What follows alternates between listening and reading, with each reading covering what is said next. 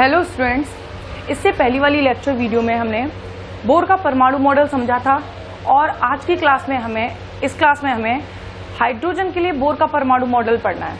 Hydrogen के लिए bore का परमाणु मॉडल पढ़ने से पहले हमें ये जानना जरूरी है कि हाइड्रोजन कितने इलेक्ट्रॉनीय तंत्र है। एक इलेक्ट्रॉनिक तंत्र है, मतलब हाइड्रोजन के भाइतम कोश में एक इलेक्ट्रॉन होता है। हाइड्रोजन के पास एक ही इलेक्ट्रॉन, 1s कक्षक में भाइतम कोश बोलो एक ही इलेक्ट्रॉन होता है। अगर हम हाइड्रोजन के लिए बोर के मॉडल को पढ़ें तो सबसे पहले वही बात आती है कि हाइड्रोजन जो सबसे पहला अपग्रेड था, क्या अपग्रेड था कि इलेक्ट्रॉन स्थायी वृत्ताकार कक्षाओं में चक्कर ही लगाता है, ऊर्जा का कोई उत्सर्जन नहीं करता। इसके अलावा सबसे फर्स्ट स्टेट में लेते हैं आकर्षण बल और अभिकेंद्रीय बल। अभिकेंद्रीय बल क्या होता है? जब इलेक्ट्रॉन अपनी कक्षाओं में चक्कर लगाता है तो उसे आकर्षण बल के बराबर अपकेंद्रीय बल मिलता है, जिससे वो अपनी कक्षाओं में ऐसे ही बना रहता है। तो देखते हैं आगे।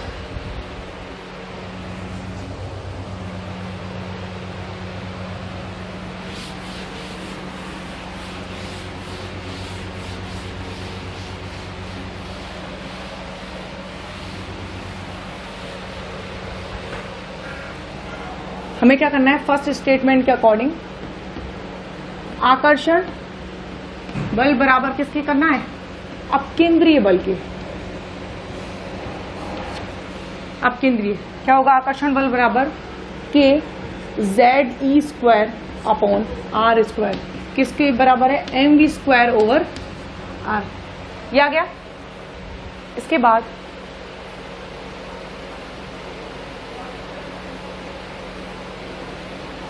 ये इसके इक्वल हो गया। हमने क्या किया? स्क्वायर से स्क्वायर कट, तो क्या बचा? K ZE square upon R equals to mv square. CGS पद्धति में इसको इक्वेशन फर्स्ट कर दिया। CGS पद्धति में के बराबर होता है इक्वल्स टू 1, तो हम क्या कह सकते हैं? इसको नहीं, ZE square upon R equals to किसके हो जाएगा? mv square. ठीक है, इसे कह देते हैं हम इक्वेशन नंबर फर्स्ट। क्या कहा गया? अब इसके बाद सेकंड अपग्रेड था कोणीय संवेग। इलेक्ट्रॉन का कोणीय संवेग h/2π का पूर्ण गुणज होता है। मतलब क्या था? कोणीय संवेग बराबर लिखते हैं, कोणीय संवेग क्या था? mv r बराबर nh/2π, h/2π का पूर्ण गुणज हो गया। अगर इसके बेसिस पर हम क्या निकालें? r बराबर क्या आएगा? उसको नीचे nh/2π mv आ गया।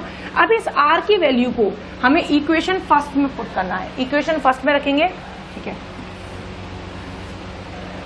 r की वैल्यू को हम इक्वेशन फर्स्ट क्या है? ZE स्क्वायर अपॉन r क्या है? nh/2π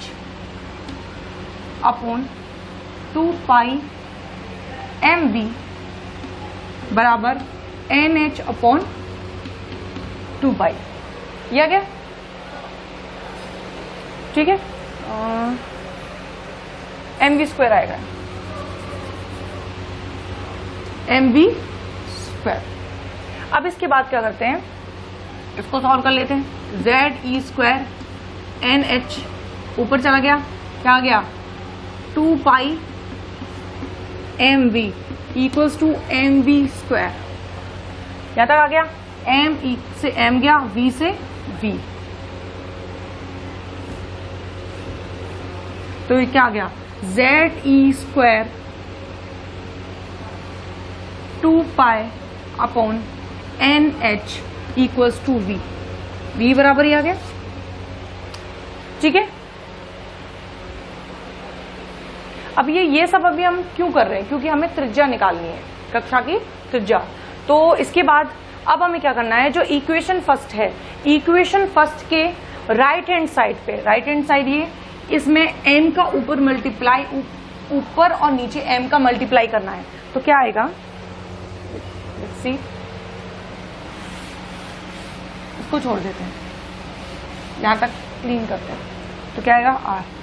क्या करना है? ZE square upon r m square, अभी मल्टीप्लाई करके दिखाते हैं, mv स्क्वायर ऊपर m और नीचे भी m का मल्टीप्लाई करेंगे तो क्या है z square upon R M square V square upon M. ये आ गया। इसके बाद इसका क्रॉस मल्टीप्लिकेशन कर देते हैं तो क्या आएगा, M Z E square equals to M square V square R. Equation number second. यहां तक हमें इक्वेशन नंबर सेकेंड प्राप्त हो गई। इसके बाद हमें क्या करना है, हमें लेना है फिर से कोणीय संवेग। क्या लेंगे अब, कोणीय संवेग ले रहे हैं। कोणीय संवेग क्या था, एम वी आर बराबर एन एच अपॉन 2 पाई। अगर हम यहाँ से v निकालें तो क्या एम आर नीचे मल्टीप्लाई एन एच अपॉन 2 पाई एम आर। आ गया। हमने क्या किया, पूरे इसको स्क्वायर कर दिया तो इसका भी स्क्वायर हो जाएगा। तो नेक्स्ट स्टेप में हमने क्या किया, v स्क्वायर कर दिया तो इसका भी स्क्वायर कर दो, N square H square 2 pi square 2 नहीं 4 हो जाएगा इसका, 4 पाई स्क्वायर एम स्क्वायर और आर स्क्वायर। ठीक है। v स्क्वायर बराबर क्या आ गया, N square H square upon 4 pi square M square R square. ठीक है। अब हमें क्या करना है, इस v स्क्वायर की वैल्यू को इक्वेशन नंबर सेकंड में रखना है। v स्क्वायर की वैल्यू इक्वेशन सेकंड में रख दें।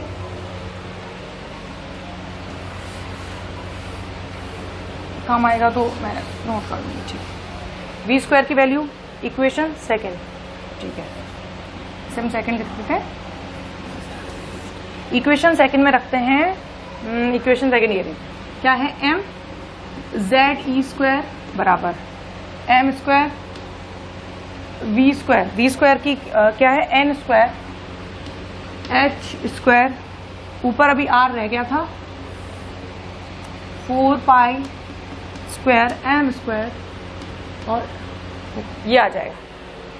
ठीक है। अब इसमें क्या हुआ, एम स्क्वायर से एम स्क्वायर, आर से क्या चला गया आर, तो क्या बच गया, एम जेड ई स्क्वायर बराबर N square H square upon 4 pi square. अभी शायद आर और बचा, आर और बचा। ठीक है, यहां तक आ गया। इसके बाद हम क्या करेंगे, हमें आर, क्योंकि हमें आर रेडियस निकालनी त्रिज्या, तो आर इक्वल्स टू ये नीचे और इसको ऊपर कर देते हैं, N square H square 4 pi square M Z E square. ये आ गया। इसके बाद अब हमें क्या करना है, इसके बाद क्या आता है वो लिखते हैं, R N square Z A square. ये वैल्यू आती है, क्यों, क्योंकि यहां पर ए नॉट बराबर होता है H square upon 4 pi square M E square. इसमें से एच स्क्वायर 4 पाई एम और ई स्क्वायर, इन दोनों, ये जेड को हम अलग ले देते हैं यहाँ पर, तो ये पूरा ए नॉट के बराबर होता है। तो हमने क्या कर दिया, या ए नॉट लिख दिया, तो क्या क्या, R N square upon Z A nought. ठीक है, यहाँ आ गया। इसके बाद अगर हम यहाँ पर इसे हम इक्वेशन थर्ड दे देते हैं, हमने इससे आर बराबर N square upon Z A nought निकाल लिया। अगर हम क्या करें, यहाँ पर एच स्क्वायर पाई एम इन सब की वैल्यू रख दें, तो हमारे लिए आर बराबर आता है 0.529 N square upon Z angstrom. इसके बराबर ये वैल्यू आती है। तो हम क्या कर सकते हैं, कह सकते हैं आर समानुपाती N square is directly proportional to N square, और अपॉन जेड भी कह सकते हैं, क्योंकि हाइड्रोजन के लिए जेड की वैल्यू 1 होती है, तो आर बराबर आर समानुपाती एन स्क्वायर कहा जा सकता है। जैसे जैसे एन की वैल्यू बढ़ती है, एन की वैल्यू इंक्रीज होती है, वैसे वैसे रेडियस की वैल्यू भी बढ़ती जाती है। तो हमने यहां से त्रिज्या की वैल्यू तो आइडेंटिफाई कर ली। इसके बाद त्रिज्या निकालने के बाद नेक्स्ट हमें इसकी एनर्जी, हर ऊर्जा स्तर की एनर्जी पर बतानी है। तो एनर्जी के लिए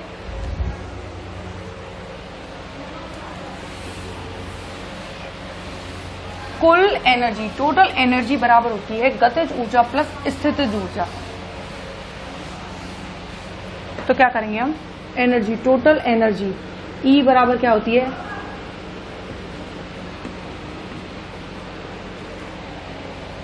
गतिज ऊर्जा प्लस स्थिति, फर्स्ट में पहले स्थिति लिख लेते हैं, चलो, स्थितिज ऊर्जा प्लस गतिज ऊर्जा क्या होती है, कुल एनर्जी बराबर स्थितिज ऊर्जा प्लस गतिज ऊर्जा। अगर हम फॉर्मूला लिखें तो क्या आएगा, mze square plus half mv²। इन दोनों का अगर टोटल कर दिया जाए तो इन दोनों का टोटल करने पर हमें कुल एनर्जी की वैल्यू प्राप्त हो सकती है। तो आइंस्टाइन ने इस वैल्यू को आगे सॉल्व किया और लास्ट में h पाई आदि की वैल्यू रखने के बाद एक इक्वेशन एक इक्वेशन का डेरिवेट किया। इक्वेशन क्या था वो लिखते हैं हम डायरेक्ट। मैं पहले ये जानना है कि टोटल एनर्जी इसके बराबर, और लास्ट में आइंस्टाइन ने जो इक्वेशन निकाला था वो लिख रहे हैं। तो इक्वेशन था -2 पाई स्क्वायर E की power -4 Z square upon N square H square. Last फिर क्या किया था उन्होंने, -1 अपॉन N स्क्वायर को कॉमन लिया था और 2 पाई स्क्वायर E की पावर 4 Z स्क्वायर को इनको अंदर रहने दिया। इन सबको कांस्टेंट मान लिया तो E व्युत्क्रमानुपाती होता है -N स्क्वायर। इसका मतलब है जैसे इसका मतलब यही है जो मैंने स्टार्टिंग में पहले समझाया था। क्या था कि E की वैल्यू बढ़ने के साथ साथ N की वैल्यू भी बढ़ेगी, मतलब क्यों, लेकिन E की मान जो स्टार्टिंग में होता है वो ऋणात्मक होता है।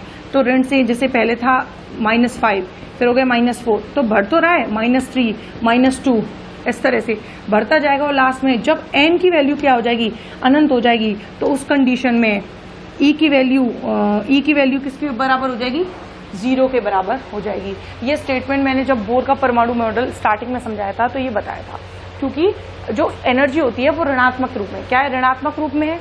तो जैसे जैसे E की जो N की वैल्यू अनंत होगी E की वैल्यू 0 हो जाएगी। ठीक है, इसके बाद नेक्स्ट स्टेप में क्या करेंगे, अब हमें ऊर्जा अंतर निकालना है। जैसे E डेल E बराबर E2 minus E1, EN2 minus EN1, मतलब दूसरे और हम मान रहे EN1 दूसरे ऊर्जा स्तर व पहले ऊर्जा स्तर के मध्य जो ऊर्जा अंतराल है वो निकालना है। तो हम क्या करेंगे, हमें ये इक्वेशन लेनी है। ठीक है, इसमें शायद M और रह गया है, MI, ये इक्वेशन लेनी है। तो इस इक्वेशन के अकॉर्डिंग इसे यहां से रखते हैं। तो अभी ये देखो, हमें E की वैल्यू ये पता है। अगर हम क्या करें, दोनों में केवल N की वैल्यू में अंतर होगा, हम क्या लिख सकते हैं, डेल E बराबर लिख सकते हैं, क्या लिखेंगे, 2 पाई स्क्वायर E की power 4 Z square upon H square, और ब्रैकेट में हम लिख सकते हैं 1 अपॉन N1 माइनस N। समझ पा रहे हो कैसे लिख सकते हैं इसको, N1 स्क्वायर। ठीक है, समझ पा रहे हो कैसे लिखा है। हमने क्या किया है, दूसरा ऊर्जा स्तर है उसमें से पहले ऊर्जा स्तर को घटा दिया। जैसे ही, क्योंकि इसमें ये कॉमन होगा N की वैल्यू, तो ये अलग अलग किसकी वैल्यू का मान अलग होगा, सिर्फ N की वैल्यू, जो उसकी N की वैल्यू है वो अलग होगी। तो क्या होगा, N की वैल्यू को अलग रख दिया और सबको कॉमन ले लिया है। कॉमन लिया, हमें क्या करना है, N2 में से क्या करना पड़ेगा, जब ये कॉमन ले लिया तो हमें N2 में से किसको, N1 को घटाना है। तो क्या होगा, माइनस N1, ये होगा, ये प्लस प्लस माइनस हो गया, तो इसको मैंने आगे ले लिया और ये जो माइनस में हो गया पीछे चला जाएगा, तो ये यहां से ही आ गया। ठीक है, अब हम क्या करेंगे इसमें, अगर हम हाइड्रोजन के लिए ले रहे हैं तो Z बराबर क्या हो जाएगा 1, तो यहां से Z हटा दो, डेल ई बराबर 2 पाई स्क्वायर ई की power 4 H square 1 upon n1 का स्क्वायर माइनस n2 का v स्क्वायर। अब इसके आगे मैंने किया है, मैं दोनों तरफ अलग एच सी और यहाँ पर भी एच सी का मल्टीप्लाई कर रही हूँ। ठीक है, ये H C del E upon H C बराबर होता है न्यू बार। किसके बराबर होता है? न्यू बार के बराबर। तो न्यू बार बराबर क्या लिख सकते हैं? तो ये न्यू बार हो गया।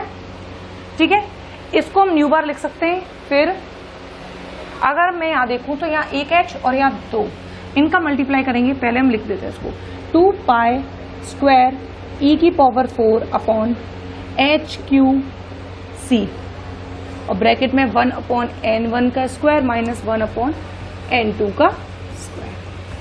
ये आ गया। अब इसके आगे देखते हैं।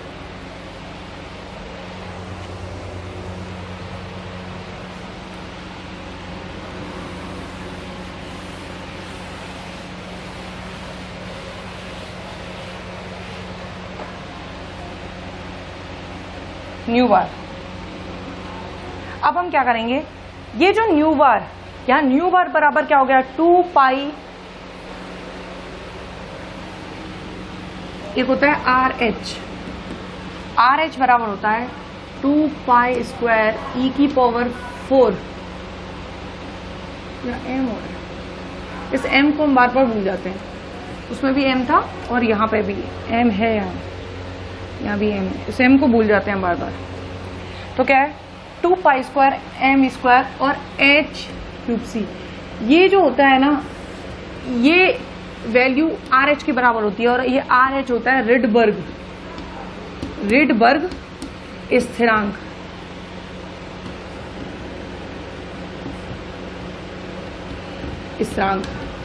क्या होता है? यहाँ आर एच बराबर रिडबर्ग स्थिरांक है और इसकी वैल्यू होती है 109,737। ये आपको इस तरह याद रखनी है, 109,737 सेंटीमीटर इनवर्स, 109,737 सेंटीमीटर इनवर्स। ठीक है, तो मैंने बताया अभी आपको, मैंने वहां इसको छोड़ दिया और कहा आर एच बराबर ही होता है। तो हम यहाँ जो ये जहां पे भी मिलेगा वहां आर एच लिख सकते हैं। तो हम इसकी जगह क्या लिख सकते हैं? आर एच न्यू बार बराबर क्या लिख सकते हैं? आर एच ब्रैकेट में क्या आएगा? 1 अपॉन n1 का स्क्वायर माइनस n2 का स्क्वायर। क्या गया? ये स्थिरांक ही है, तो हम न्यू बार 1 अपॉन क्या कह सकते हैं? न्यू बार 1 नहीं एक है, ठीक है। यहां से न्यू बार बराबर क्या आ गया? आर एच ब्रैकेट में 1 अपॉन n1 का स्क्वायर माइनस n2 स्क्वायर और आर एच की वैल्यू में यहां से आइडेंटिफाई हो जाएगी 109,737 सेंटीमीटर इनवर्स। ठीक है, यहां तक हम दोनों ऊर्जा स्तर के मध्य अंतराल को आसानी से आइडेंटिफाई कर सकते हैं। ठीक है, अब इसके बाद आपके नोट्स में एक टेबल बनी हुई है, वो टेबल मैं बनाती हूँ। इस टेबल में क्या बताया वो देखते हैं।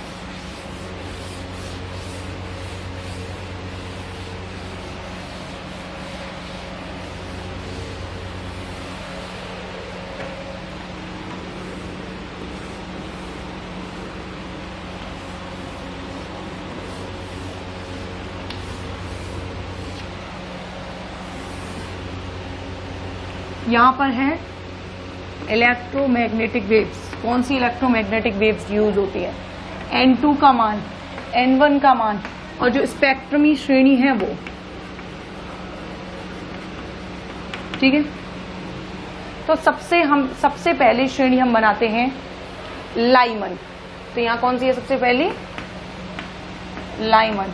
दूसरी है बामर, तीसरी पाश्चन, ब्रैकेट और लास्ट अंतिम है फुंड।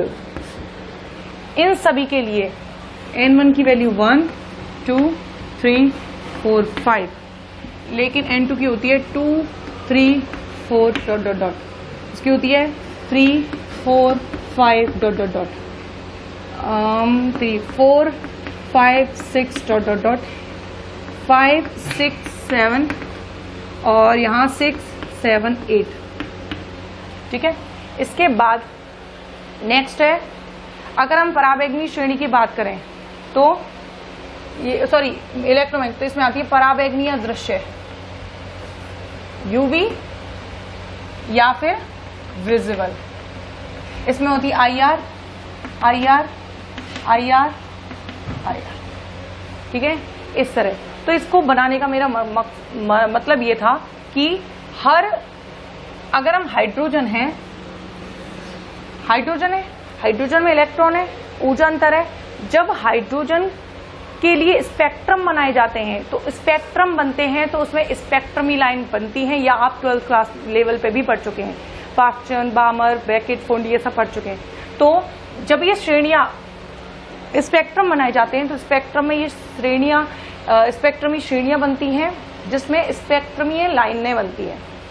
तो जैसे कुछ स्पेक्ट्रमी लाइनों का समूह लाइमन है, फिर बामर है, ये बताया गया है। तो उतना डिटेल में लाइमन बामर के बारे में जरूरत नहीं है पढ़ने की, आपको सिर्फ ये जानना है कि जो स्पेक्ट्रमी श्रेणियां बनती हैं वो स्पेक्ट्रमी श्रेणियां हैं लाइमन, बामर, पास्टन, ब्रैकेट, फुंड, और उनके लिए N1 का मान केवल एक ही होता है। जैसे इसके लिए 1 है, 2 है, 3, लेकिन N2 का मान एक से ज्यादा हो सकता है, 2, 3, 4, 4, 5, 6, 5, 6, 7, 6, 7, 8, इस तरह से एक से ज्यादा मान हो सकते हैं। और इसके बाद बोर के परमाणु मॉडल से संबंधित सिर्फ एक टॉपिक और बचता है, बोर परमाणु मॉडल की कमी। क्या परमाणु मॉडल की कमियां थी जिसकी वजह से ये थोड़ा असफल रहा था, इतना सफल साबित नहीं हुआ था? तो कमियां और देखते हैं, इसके बाद क्लास कंप्लीट करते हैं। क्या कमी थी? कमियां मैंने आपको सिर्फ हाइड्रोजन से संबंधित मॉडल पढ़ाया है, और नील्स बोर थे, उन्होंने भी हाइड्रोजन से संबंधित मॉडल ही दिया था। इसका मतलब है जो बोर का परमाणु मॉडल है केवल एक इलेक्ट्रॉन पर ही लागू होता है, एक इलेक्ट्रॉन से संबंधित किसी तत्व पर ही लागू होता है। जैसे हाइड्रोजन, हीलियम प्लस, इसमें होंगे 2 इलेक्ट्रॉन, लेकिन एक इलेक्ट्रॉन निकल गया, हीलियम प्लस, एक ही इलेक्ट्रॉन बचा। इसी तरह लिथियम +2, तो इन तीनों में ही एक इलेक्ट्रॉन। तो इन पर हाइड्रोजन के अलावा अगर किसी पर लागू हो रहा है तो उन्हीं पर होगा जिसमें एक इलेक्ट्रॉन हो। ठीक है, तो ये कमी हो गई। इसके बाद सेकंड कमी की बात करें, सेकंड कमी थी कि जब हाइड्रोजन के लिए स्पेक्ट्रम बनाए गए थे और उसमें स्पेक्ट्रमी लाइनें बनी थी, लाइमन, बामर, पास्टन, ब्रैकेट, फुंड, ये जो स्पेक्ट्रमी श्रेणियां बनी थी, स्पेक्ट्रमी श्रेणियों में स्पेक्ट्रमी लाइन बनी थी। और अगर उन स्पेक्ट्रमी लाइनों को माइक्रोस्कोप से ऐसे सूक्ष्मदर्शी से देखा जाए जिसकी भेदन क्षमता बहुत ज्यादा है, वो बहुत मामूली चीज को भी देख लेता है, तो एक लाइन भी कई लाइनों का समूह होती है। अगर मैं इस लाइन की बात करूं एक स्पेक्ट्रम, तो ये भी कई लाइन